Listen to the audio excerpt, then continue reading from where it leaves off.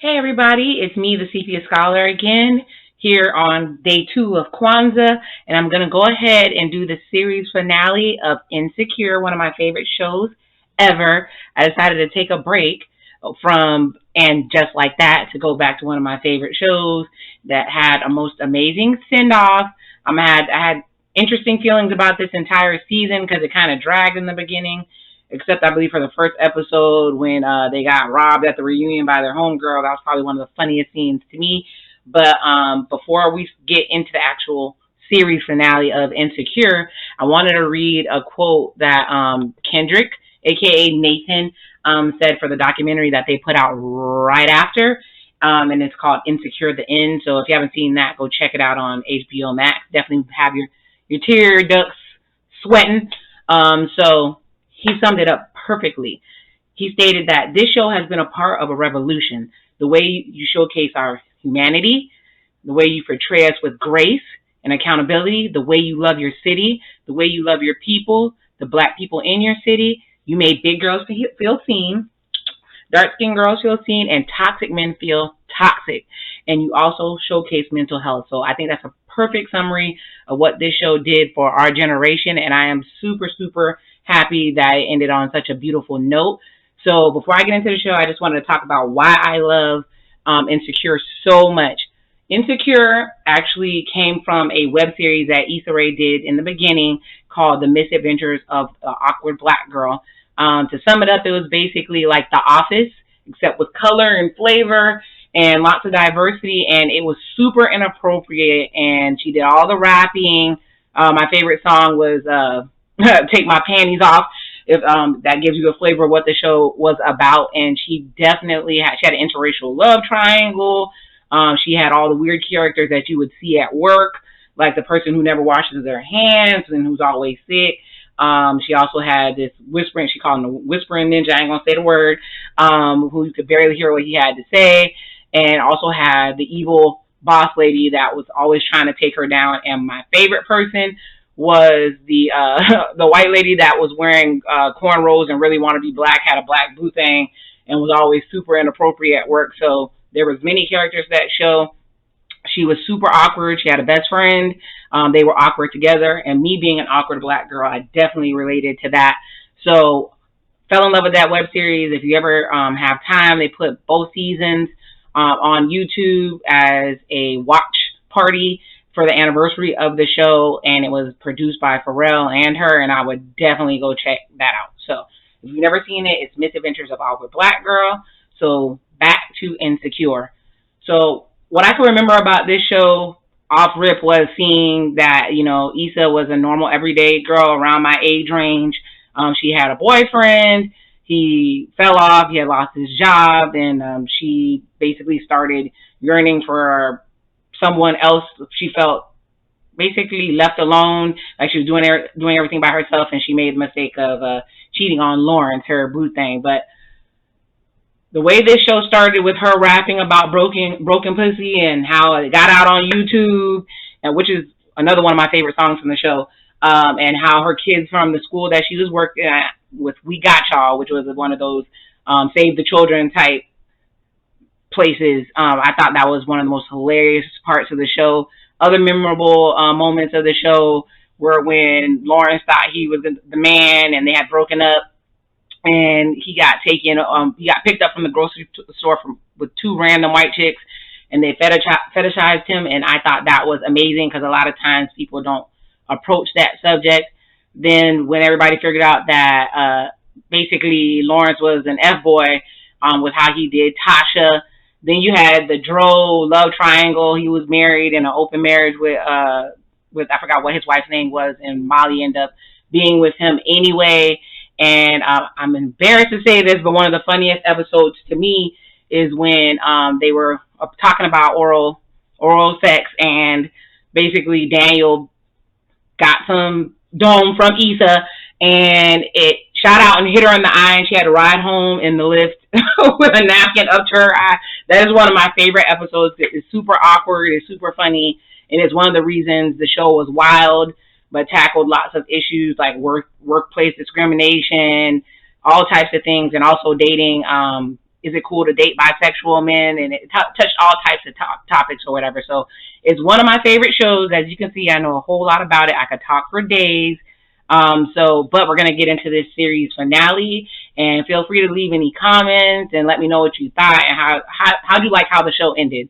So this show started off with Nathan and Issa pulling up after the fight between Lawrence and Nathan, when Lawrence declared his love at the wrong place, wrong time, like he usually does. And Nathan was embarrassed and admits he had a bad feeling about the whole situation. He decides to fall back because it's toxic. Issa kind of fake fights a little bit to try to see if she can save it, but then she says okay and leaves. And honestly, I was kind of happy about this dry-ass relationship between Issa and Nathan ending. It was like, okay, you have mental health issues.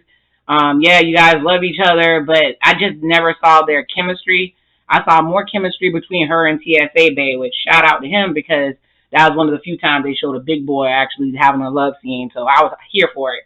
And so now Issa is all alone again, and Molly, as usual, comes to the rescue with food and liquor. And she assures Issa that she'll get over it. And Issa's super sad. She's still wearing the same outfit from the day before, so she's been struggling. And she goes in there and she talks to Mirror Issa, which we know is her internal voice. And Mirror Issa basically tells her, you done went through all of this and you're all alone again. And she tells her you were tripping all over all these decisions and choices only to end up here. And she hits her with, you hate to see it. And that was so hilarious to me, because we are some of our own worst critics. And so I loved Mirror Issa because she kind of tells her about herself, although Issa's friends tell her about herself too. But, you know, when you hear it from you, it's harder and tougher. So that was a really awesome scene. So she sits there and she's depressed, and she just tells Mirror Issa, I just want to fast forward to the part of my life where everything is okay, which is what most of us want to do when we go through tough times and everything. We just want to move on to where everything will be okay, but tough times are a part of life. So I thought that was a really awesome scene. So they already said in the previous episode, number 9, which to me was one of the best episodes of the entire season. The rest of the season was kind of dragging, and then number 9 came through and just wrecked shop. So we had Lawrence and Nathan fighting. We had Torian and Molly on edibles. We had all types of craziness. Kelly being Kelly, I love her to death. So this is a good finish for it. But number 9 definitely took the cake for the whole season for me. So in that episode, they said they were going to get together for everybody's birthday. So the first one is Molly's birthday, and she's worried about meeting Torian's family. I definitely noticed in the scene they had a lot of, I guess, some of them famous, some of them hood famous, but they had Masika from Love and Hip Hop sitting there. Sean Patrick Thomas from Save the Last Dance. I saw a bunch of black people from black web series that you probably don't know about, but check out Black and Sexy TV if you ever want to check out some good web series for black folks. They always do an amazing job. So they basically speak about Torian and Molly's work relationship and how she checks them, and he talks about being right. So that relationship came out of nowhere because they hated each other at first, but that's sometimes how it goes. But he seems to be an amazing fit for her and love her for her. So I love to see it. So Issa basically had to convince Molly to let her throw her a party. I guess she doesn't believe in birthday parties are being celebrated. And Tiffany shows up from Denver, super happy, gives Issa a hug, tells her LA smells good, Issa smells good, and then Issa, awkward as usual, says she poured a candle on herself earlier, and it really hurt, but she's very happy that Tiffany enjoys the smell, so that was super hilarious. Kelly introduces her new boo, Desmond, so he's one of the people I love from this web series called Giants. So I was super happy to see him. He's an amazing director and actor, so check out that show Giants on YouTube if you want to look for a good show. Good dramatics, good writing, everything about it was amazing, so check that out. And they asked him how they met, and so of course Kelly and Desmond are suspect as hell because, you know, Kelly does some wild things and they're giggling, so you never find out how they met, and they act super suspect, so that added some laughter to the scene. And Issa mentions to Molly that she wants to leave LA, while Molly keeps changing clothes and she's worried she's going to mess it up with this guy's family. I understand why she feels that way. Well, I can't remember what the other boyfriend's name was, how they went on that vacation together, and she met the brother, and it was a disaster after that. and they end up breaking up. So she's terrified that she's going to mess it up with Torian's family. But everybody seems cool. They're happy to see her, but she's in there changing clothes, worried that she looks perfect. You know, her old overthinking is coming back, but luckily she finally comes out and everything's all good, and her mom is there, and it's a super happy occasion. So that's the first birthday out of the way. So now next is Issa'S birthday.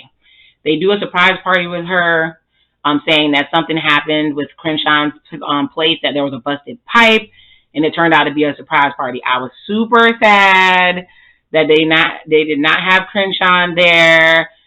They never had a amazing sex scene. That would have been amazing with Crenshaw, because we love seeing him playing Ralph Angel on Queen Sugar. So we were hoping, and that's one of my bays. But we never got that. He was just really annoying, caused a lot of trouble in her life, but they ended up working it all out. But it looks like he didn't make a cameo. Everybody decided to donate to the block as birthday presents, so they were able to raise a lot of money. And that cute little assistant actually worked with Molly. They didn't get along at first because, you know, Molly set it off on Issa at their first block party, so she really didn't see it from Molly, but it was good to see them working together. Issa'S brother shows up, and he is hilarious to me. And yes, he's Haitian, so he gets an extra shout out from me, the actor who plays him. And he always does an amazing scene with Kelly, and I love how they fight. And she's calling him funky, and he's saying slick stuff, and she knocks the drink out of his hand, so he can't even toast to Issa and her birthday. So I really, really love their interactions together, and I was really glad he was in this scene as well. Then the girls go on a mission to get Issa some birthday D. You know what D stands for. Trying not to cut so much in this video. I might slip a little bit, forgive me. And I love how they're like, get some birthday D, you deserve it. They're looking at the room, and there's some amazing looking guys in there. And I love how they're like, the worst part is when birthday D is disappointing. And I love how Kelly says, when she gives bad D, she looks at the dude and she looks at the D so that they both can be ashamed. And I felt that in my spirit, and I really thought that was hilarious. And I'm really going to miss her funny timing and her jokes. She really, really makes the show. So Issa goes over there to go try to talk to the dude. And then she comes back because she spilled some wine on him. And she said, don't worry about it, guys. I'm rusty. I'm still going to get something. And that was classic Issa D. And so her being awkward. So I really, really appreciated that. And they slotted in there that Molly and Kelly are going to start working together because they did estate planning for her parents and several other people's parents. So it's going to be really cool for Kelly and Molly to be working together. Then as everything's going on, Nathan shows up with donations from the barbershop. They're sitting there hashing it out. She's saying she's hoping she made his life better. She didn't want him to regret that they were together. He said he didn't. It was a really, really sentimental scene. I think it was a scene that we needed. With this scene, I can honestly say I did not see it for Nathan and Issa. Everything was dry about it. Like I said, the sex scenes, the hugs, they looked like brother and sister when they were. Like I said, I saw more chemistry when he was showing her love in the documentary. But I actually finally saw what she saw in him, and why they did love each other after all these seasons. So they did an amazing job interacting on that scene. I finally saw the chemistry when it was all over. Go figure, right? So she found herself after he left, she went and found herself some birthday D, and it was another fine dude from Black and Sexy TV. I believe it's the one that plays Chef Julian, and so I definitely approved. So they skipped to another birthday. Now they're in Denver with Tiffany. She looks miserable. Oh, she looks miserable. Amanda Seales always looks upset, but she's an amazing actress. I love her. But Tiffany looks like she hates it in Denver. She finally admits that she hates being a stay-at-home mom. The grandparents aren't really into her daughter anymore. They're not really supportive. Her baby is the only Black person in her school. Been there, done that. That's my life. I understand where she's coming from. And so she's just not happy being in Denver. They don't really roll that out, but it shows that sometimes you make a move and you don't like it, but you got to live with it because you want to make the family happy, right? Issa has a man, and I love that she said he's a giver and I'm a taker, so we work out. Sometimes you never know how relationships are going to work out, everybody plays their role, and I really, really thought that was hilarious when she said that. Then her and Molly go to the kitchen. Molly's working. They're enjoying some wine. Issa sees a picture of Lawrence and starts looking sad. I'm so tired of this girl looking sad about Lawrence. I have my thoughts about Lawrence. Like Tasha said, I believe he's an F-boy and good guy clothing, but everybody else seems to want them to be together, so we'll see how this plays out. So Molly asked her what would be her choice if Nathan hadn't interrupted her when they were at the trash cans and Lawrence was declaring his love, and she was like, it's too late now. She was like, it's never too late if it's what you want, and stop overthinking. I'm a classic overthinker, so I get how she's having a hard time making a decision and deciding to go for it. But as I'm getting older, as this cast did, it grew over time, I'm learning that you just have to go for it, whatever you want. And as they're hashing that out, her brother calls and tells her mother died. I was totally devastated. I get why they made it quick and short so that they wouldn't bring down the whole episode, but I mean, losing a parent is huge, and it just touched me in a way. It really touched me. So that was a really strong scene itself. So after all that, they kind of ran through. I'm glad they didn't do funeral and all that, and just like that, it's killing me with the deaths and everything, literally. So I'm glad they skipped over that, even though, it's your mom, it's a big deal. But they go back to Lawrence, and it's his birthday, and his mom is singing him the gospel version of Happy Birthday. Sounds like a Negro spiritual. It's just, it's really bad. And then his dad comes in and tells him, did he like the paperweight? Who gives somebody a paperweight for their birthday? I don't know. I guess it's classic mom and dad. And I thought it was hilarious that his mom was like, hey, you need to go, you need to check out Condola, who everybody calls her. I've heard them call her Condoleezza, condolences, everything except her name. I never really liked her character, but I kind of liked how she bowed out because she knew her and Lawrence weren't going to work out. But I thought it was funny as hell when the mom was like, she has one nice braid, she's simple, she's clean, and you should just be with them. I'm like, moms never know what you really like or what you really go for. They just want the best. They just want you to be with the person that you have the child with. But it was the scene basically tied to Condola was probably the right person for him to be with because they had a kid, but he still just was not going along with that because of his feelings with Issa. So Issa calls awkwardly to ask him out to her birthday dinner. They kind of dragged on trying to figure out how to ask him to go to dinner and being awkward as usual, right? And of course he says he has plans and skip over, and this chick, she was stunning, but comes to the door, and that's who he had his birthday dinner with. And I'm like, Lawrence, bro, you always have chicks on deck. You act like you're so in love with Issa, but every time you turn around, there's some new chick. If one thing, he gonna get him some box, period. Lawrence always keeps a chick on deck, but I guess they weren't together, so it is what it is. So skip to the next scene. Now it's Kelly's birthday, and she looks stunning. She's wearing my favorite color. She's getting her Diana Ross on with the long hair, and she got the feathers and the boa, and she got her big tall boo. And Issa introduces this dude that looks like a fake Daniel. By the way, Daniel is my favorite, even though he did that that crap with you know what. And she has a dude that looks just like him. She says they met while working, and while they're talking, Kelly announces that she's having a baby, and I was just like, oh my God, that is the best thing ever. The way she loves on Tiffany's child, I know she's going to be a great mom.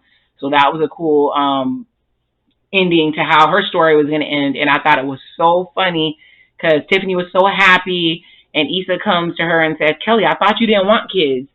And she turns around, she was like, but I want this nigga kids. And I was like, that's usually, he got me doing stuff I thought I would never do, even butt stuff. And she took me out with that. Like, she always makes a scene, she makes a show, and I'd be all in if they gave her a spinoff because she's super honest and super funny, and I love everything about her. So skip over now. Issa's getting ready to be with fake Daniel, as I don't even remember what the man's name was, and she looks stunning. Now, Issa is natural hair goals. The way she switches up the hair and the outfits, and she has a naturally slim shape, and she always finds some type of way to look amazingly sexy and beautiful with the black lingerie, and she's always giving a look. And while she's giving that look, Mirror Issa is telling her, I'm so proud of you. I finally can claim you now. And in the middle of that, Lawrence calls. I mean, he always calls at the worst times. And Mirror Issa says, stop talking to this dude. It's never going to work. Just go. You got a dude about to dig you down in the other room. And this fool call is not going to work. Let it go. And Issa's like, oh, man. And she doesn't answer the call. And then she goes and go gets her some of that fake Daniel D. So good for her. So now it's Molly's B-Day again. And Torian is throwing her a surprise party. And you could tell that everybody's grown. Kelly walks in. She works there now. I think a year had passed. And she's missing her mom. She's saying she can't believe how she's going to miss more birthdays with her mother and how much she missed her. And it's heavy. Like I said, definitely losing a parent is a big deal. So I get it. So then they go back to Issa and her new block office. She's setting it up. She bought a space and she invites Lawrence to get a tour. He shows up. She's giving the tour. It's like a studio, so there was nothing to tour. So she said she thinks she oversold the tour, which I thought was a perfect line from Issa. And their chemistry, even though I think Lawrence is an F-boy, but I appreciate him going from being dusty on the couch to coming up and actually doing something with himself, doing well at work, having his own place. Her leaving him actually stopped him from feeling down on himself and getting out there and get it. So I do appreciate that. But like I said, their chemistry is palpable. I loved how you said you went from we got y'all to I got mine. So he's super supportive of what she's doing with the block. And she's speaking about self-doubt and how all her self-doubt was actually in her head. And she needs to start going for things. And they both decide that being together is worth taking the risk and finding out if it will all work out. And then they kiss. And it was everything. It was melanin magic. It was happiness. It was romantic. It was simple. And then boom, she knocked over a cup of coffee. And then she says, oh, I thought I had drank all that coffee. Maybe that's why I was so tired. So perfect awkward ending to them getting back together. So yes, she ends up back with Lawrence. If you weren't looking for spoilers, you clicked on the wrong video. So I told you, I thought she should end up by herself because Nathan and Lawrence both wouldn't be my picks, and I'm secretly obsessed with Daniel. But, it is what it is. You got to close out the show. So 1 year later, we are at a wedding, and it's Molly and Torian getting married. So we all know Molly is a doppelganger for Tony Childs off of Girlfriends. They look damn near identical. But she looks beautiful. That dress was everything. It fits her perfectly. The bridesmaid dresses with that red. Everybody was looking black. Everybody was looking beautiful. Amazing. And it looks like Tiffany's pregnant again. So her and her husband are doing well. And I love that she did that tribute dance with her dad.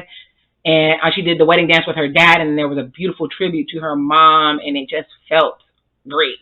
And what capped it off is when Tony, It Feels Good, which is one of my, whenever I want to get hyped up and happy and positive, that's my go-to song.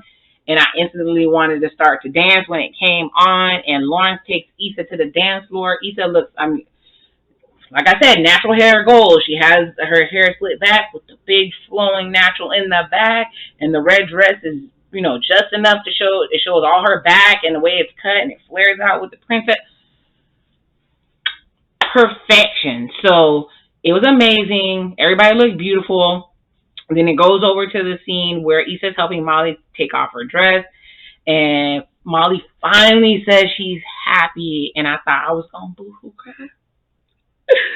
Because Molly went through so many dudes and it just wasn't working out for her. She started thinking something was wrong with her. Got to remember all the dudes that she went through. She had the one dude that was bisexual. He was a cool dude, but I probably wouldn't have went for it either. Then she had Dro that was dogging her out. She had the dude, I think he's Asian. I don't know. That didn't end up working out. And then there was a slew of other dudes. Hey, she was just riding the dude's face from the barbershop in the episodes before. So she went through a lot of dudes and finally found the one that worked for her, who accepted it for her, and she accepted him as well. And they turned out to be an amazing couple together. So, her talking to Issa, having their beautiful friendship moment, I literally was tearing up.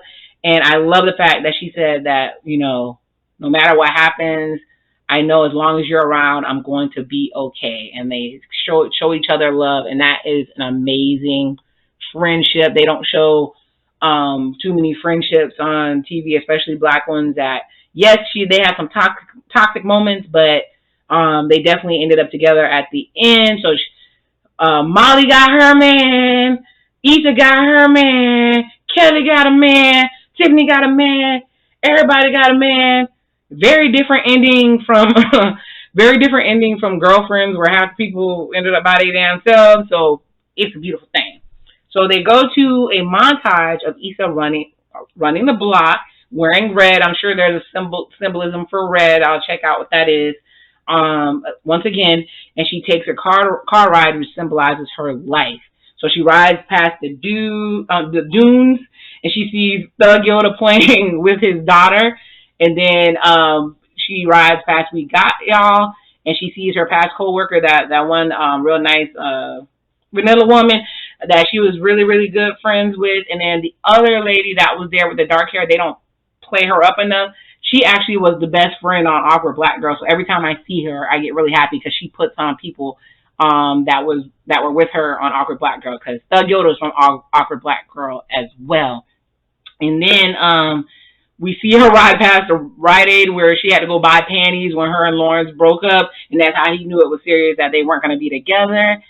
And she sees a guy coming out of there with the Best Buy shirt, so that's a symbolism of Lawrence going from working at Best Buy and going all the way up to his amazing career he has now. She gets home, and it's her birthday, and Ja and Lawrence are making her a cake. Oh my God, that little boy is adorable. Oh, my uterus. But it was a beautiful blended family. And Molly calls from Greece when she's getting ready to leave on the date for her birthday with Lawrence, and says that Torian broke that pussy. I say, yes. And we leave off with the song Bossy, which is the same beat for Broken Pussy. So it was an amazing ending to an amazing show. Yes, the season was crazy. It started off slow, but I feel like I know these girls. I feel like we all grew together. I'm so happy for Molly to have found her love. Issa to forget what everybody's saying and go for it with Lawrence. Lawrence growing up and getting his career and getting his shit together. Tiffany finding her space and working on her mental health. Nathan finally feeling happy and feeling like LA is his home and feeling mentally together. And just in case I missed anybody, I did miss somebody. I'm so sad that they didn't bring Daniel back. I would have loved to see his fine ass again. And with that being said, we love you, Issa Rae. Thank you for a moment in time. And we love Insecure from the Sepia Scholar. Like, share, and subscribe. Tell me what you thought about the series finale, and let me know. Hi, guys.